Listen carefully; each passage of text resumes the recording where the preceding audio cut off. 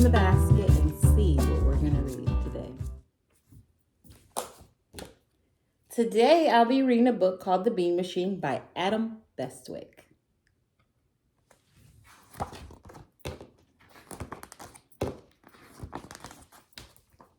Beans, beans are the musical fruit.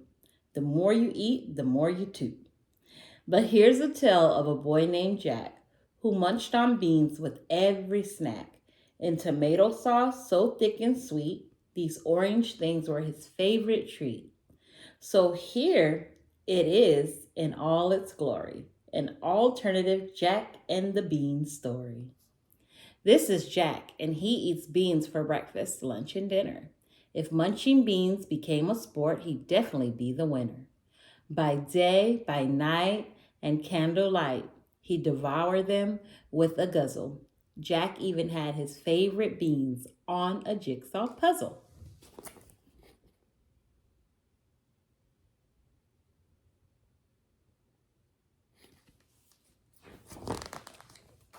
He ate beans on toast he loved the most, and beans on peeled bananas. Beans while watching television, sat in his pajamas. And when Jack reached the bottom of his little baked bean tin, he simply asked for more beans, please, and wiped sauce off his chin. Jack's mom and dad took it in turns and came up with a plan to heat the beans in the microwave and warm them in a pan. Jack liked them hot for breakfast and cold by afternoon. He'd eat them from the fridge at night with his favorite spoon.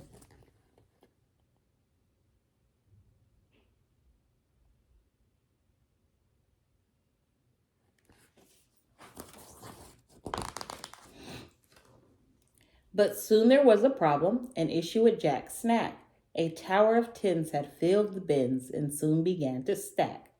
The trash was overflowing, the bags were piling high, the kitchen was an utter mess, and Mom began to cry. Meanwhile, Jack ate beans with noodles, apple strudels, beans in bowls of stew, beans on ham and stirred in jam, and even on the loo.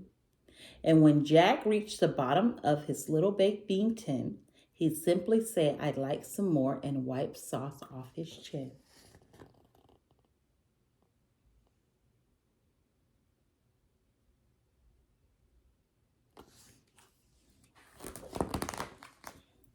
To get rid of the rubbish, Dad hired a massive van and drove to the recycling center to get rid of our cans.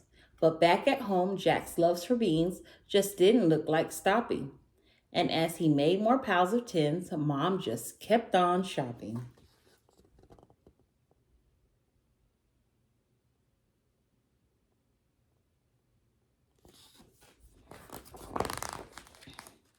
Jack ate beans on cake and in milkshake, and beans on ravioli, on lemon drops and lollipops, and beans on macaroni. And when Jack reached the bottom of his little baked bean tin, he smiled and say, got any more? And wiped sauce off his chin. Skips at the recycling center were full and piled up high, and a pyramid of bean cans was stacked up to the sky. At home in Jack's back garden, a metal mountain grew, while Mom and Dad just panicked and didn't know what to do.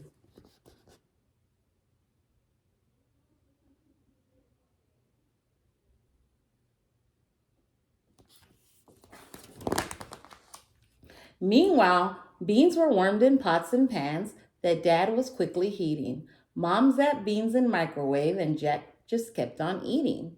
But at the recycling center, they're struggling with demand. We just can't cope with all your cans. I'm sorry, but you're banned.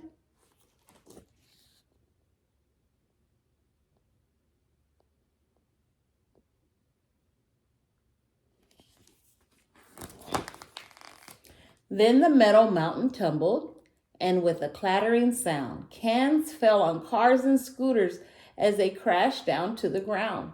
They littered ponds and flattened bikes and bent a garden gate. It left the neighbor's garden in such an awful state. Crash!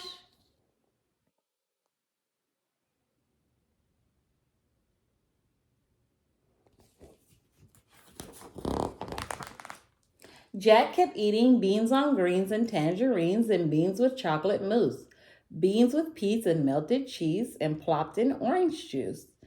And when Jack reached the bottom of his little baked bean tin, he'd smile and say, "I love these beans," and wipe sauce off his chin. As it got dark, Jack noticed that things were not quite right. So staying awake, he made a plan and worked right through the night. He needed help and couldn't solve this problem on his own, so Jack called up his best friend Will on his tin can phone.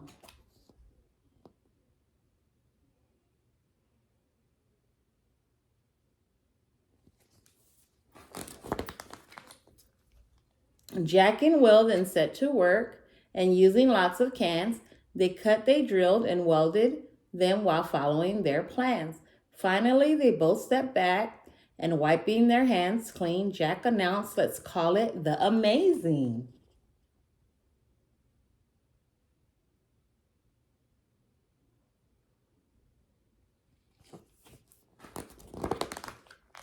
bean machine."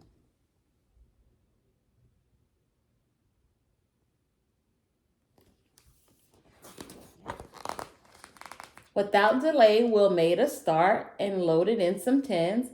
"Let's set this bean machine to work and make some metal things." So Jack pushed all the buttons while Will turned a few dials. Then Jack began to access the bean construction files. He tapped on the computer and the thing began to shake. It crunched the cans and noisily it soon began to make.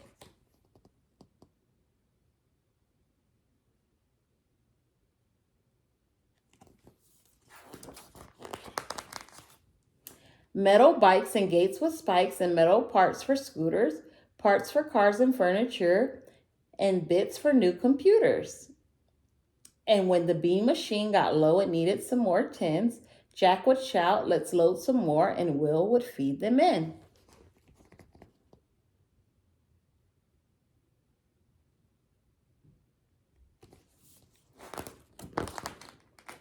The pile of tins was shrinking and soon would disappear. The bean machine kept munching cans as Jack gave a big cheer.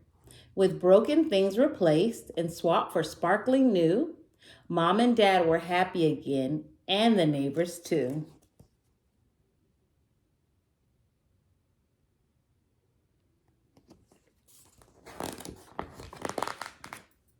New gates for the recycling center were delivered on a lorry, while Jack gave them the bean machine and told them he was sorry. At home, poor Jack was tired and settling down for bed. "I think I need some beans," he said, "to relax my sleepy head."